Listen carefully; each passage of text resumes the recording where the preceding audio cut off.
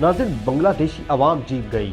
बांग्लादेश में quota system के खिलाफ शुरू होने वाले तलबा के मुल्क की एहतजाज के बाद जन्म लेने वाली सिविल नाफरमानी की तहरीक के नतीजे में मुल्क की सबसे तवील अरसे तक वजीर आज़म रहने वाली हसीना वाजिद आखिरकार मुस्ताफी हो गईं। मुल्क भर के तलबा ने आज ढाका की जानिब मार्च का ऐलान किया था और हजारों तलबा ने हसीना वाजिद के घर पर धावा बोल दिया।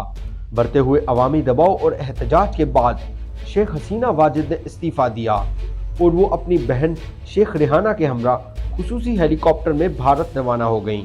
वो मुस्ताफी होने से कबल अवाम के नाम एक तकरीर रिकॉर्ड करवाना चाहती थी, लेकिन फौज की जानिब से इन्हें ये मौका ना दिया गया। भारतीय मीडिया का दावा है कि शेख हसीना वाजिद अपनी बहन के हमरा नई दिल्ली पहुंची हैं, जहां से वो फिनलैंड जाएंगी। दूसरी जानिब इस वक्त बांग्लादेश में आर्मी चीफ ने खामोश मार्शल लॉ लगाने का ऐलान कर दिया है। अब ये खामोश मार्शल लॉ कैसे है, ये हम आपको बताते हैं।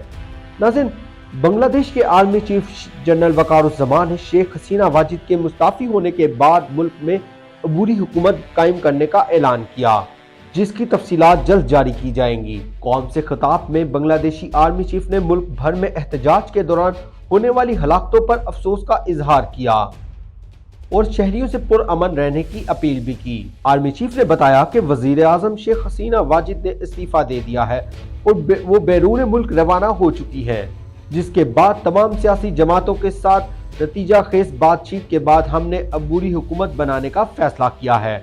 जनरल वकारुज़्ज़मान ने मजीद कहा कि आज रात वो सदर मोहम्मद शहाबुद्दीन के साथ मिलकर सूरत हाल को हल करने के लिए बात करेंगे। नाज़रीन, यूं तो आर्मी चीफ की जानिब से अबूरी हुकूमत बनाने का ऐलान किया गया, लेकिन अगर देखा जाए तो इस वक्त मुल्क भर में आर्मी का कंट्रोल है, जो कि साफ नजर आता है कि ये एक मार्शल लॉ की सूरत है।